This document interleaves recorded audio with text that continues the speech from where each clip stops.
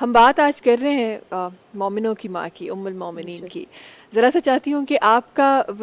کے لفظوں میں بھی ان کا ذکر ہو۔ سب سے پہلے تو میں دھرتی ٹی وی کی بہت شکر گزار ہوں کہ انہوں نے مجھے بہت آج شکریہ۔ اس عظیم دن شریک عبادت کیا کہ جس دن میں اگر یہ کہوں تو بیجا نہیں ہوگا کہ آج خاتون اول کا دن ہے، خاتون اول اور کا، یہ ماہ رمضان المبارک کا جو پہلا عشرہ ہے، اس کا اختتام ان ہستی سے منسوب ہے کہ جو ملکۃ العرب ہے، جیسے کہ ابھی تمہیداً جملات فرمائے کہ وہ ملکۃ العرب ہیں۔ اور میں اگر یہ کہہ کے اپنی گفتگو کا آغاز کروں تو بیجا نہیں ہوگا کہ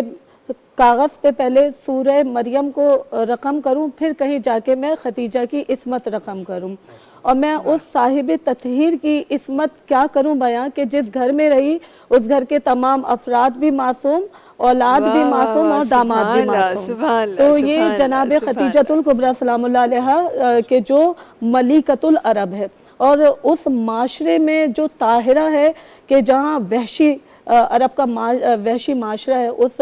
وحشی معاشرے میں انسانیت کو ایک عظیم مقصد تک لے جانے والی خاتون اول ہیں بی بی ختیجۃ الکبریٰ سلام اللہ علیہا، کہ جنہوں نے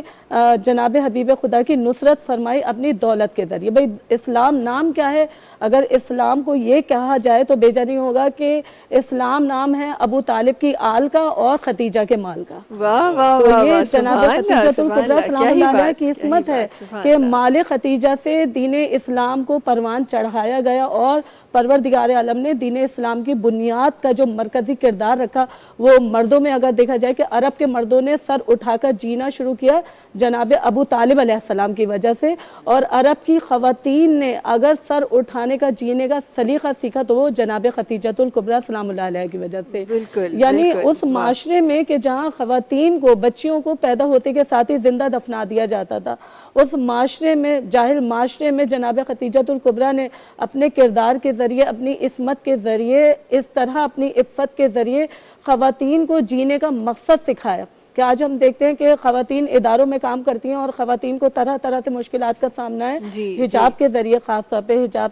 اگر حجاب کے اندر رہ کر خواتین کام کرتی ہیں، تعلیمی ادارہ ہو یا کوئی سا بھی ادارہ ہو، تو خواتین کو مشکلات درپیش ہوتی ہے۔ لیکن اگر ہم بی بی ختیجۃ الکبریٰ کا دور دیکھیں تو وہ آج کل کے دور سے بھی زیادہ مشکل ترین دور تھا کہ جہاں پر چاروں طرف کفار کی ننگی تلواریں موجود تھیں، لیکن بی بی ختیجۃ الکبریٰ سلام اللہ علیہ نے اس دور میں حجاب کے اندر رہ کر کام کیا،